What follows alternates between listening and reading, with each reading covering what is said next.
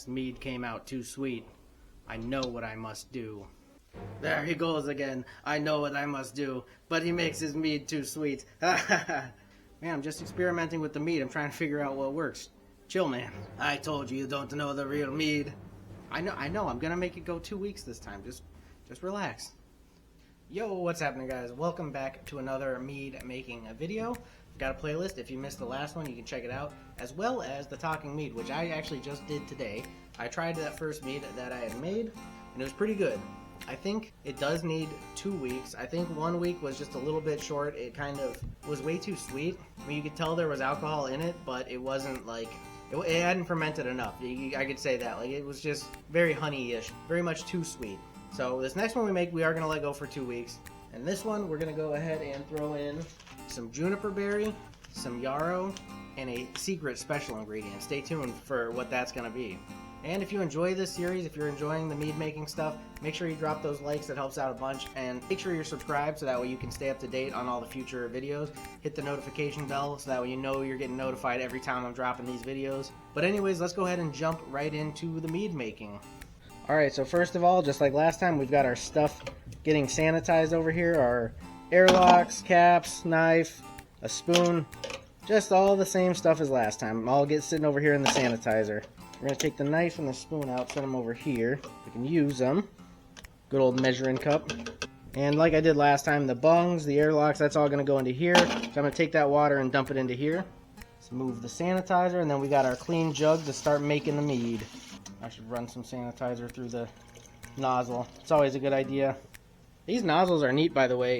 If you can see, they have sort of like, so you could put a tube on there, I think. So you could run a tube so that way you can rack it from this into other things, which is pretty handy. I'm just using it as a regular pour nozzle. But cool that they have that on there. Alright, so now the fermenter's set to go. We can go ahead and throw these dry ingredients in. Once again, I don't have like real specific measures. I'm just kind of going to be winging it. There we go. About a 1/4 cup of that good old yarrow. Let's throw that in there. Is that enough? Is that too much? The world may never know. But I'll know next week when I try it, I guess. Let's do a 1/4 cup of juniper berry as well, I guess. Sounds like a good measure, right? Shabam. 1/4 cup of juniper berry going on in.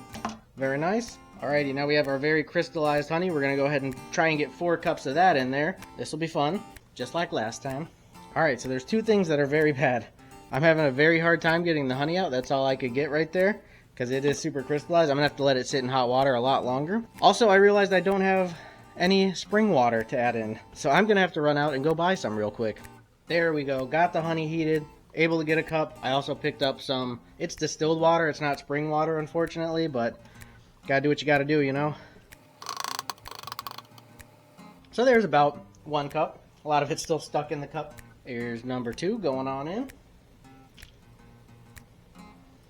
I hope it breaks up with the water because it's so crystallized right now. Worse than last time. I think once you heat it and then it cools down again, I think it like just recrystallizes worse. So there's 2 going in for 3. Alright, number 3 going on in. And thank God, finally the last one. Last but not least, number 4. Oh yeah. I'm gonna go ahead and use this spoon to scrape it out because it's really in there. Alright, and it's time to try and add this water and see if this is gonna actually break up the honey any. I'm hoping. Fingers crossed. I don't know if I can pour it and stir it at the same time, so I'm just gonna try and add some. Okay, we added a decent bit, now let's give it a mix. Let's see what happens here. I mean, it's not easy, but it seems like it is working. So let's add some more water. Give it another mixy up.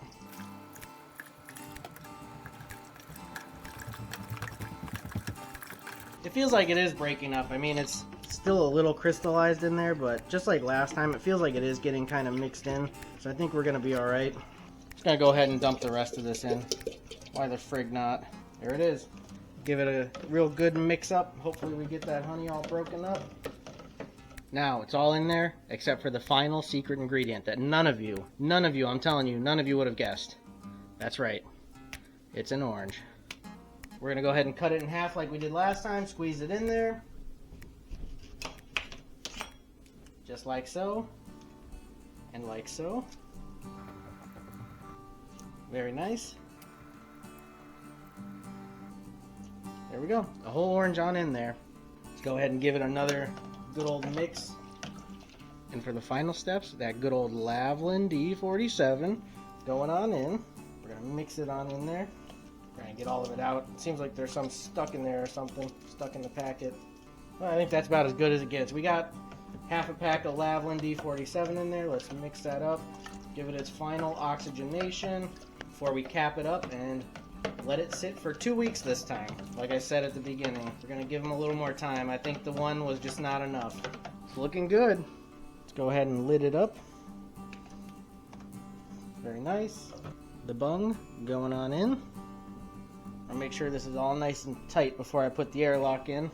Alright, and the capped airlock going on in. There we go. Now we wait for it to begin fermenting. Alrighty, well there we have it. Another mead started. We're going to go ahead and give that 2 weeks. So join me in 2 weeks when we'll be doing another live Talking Mead. I'll be testing this out and talking about it and just talking about whatever. They're a lot of fun, so make sure you stop on by. But anyways, guys, thanks again for watching. Hopefully you enjoyed. If you did, make sure you drop the like, subscribe to the channel, turn on the notifications so you're not going to miss out on the future ones or the live streams. Consider becoming a member if you want to get a bunch of cool perks like videos early, member-only content, emojis for the chat, stuff like that. It's only 99 cents to do so. Another great way to support would be checking out this merch. Cool hats, shirts, stuff like that. But anyways, guys, thanks again for watching. Hopefully I'll see you in the next one. Peace.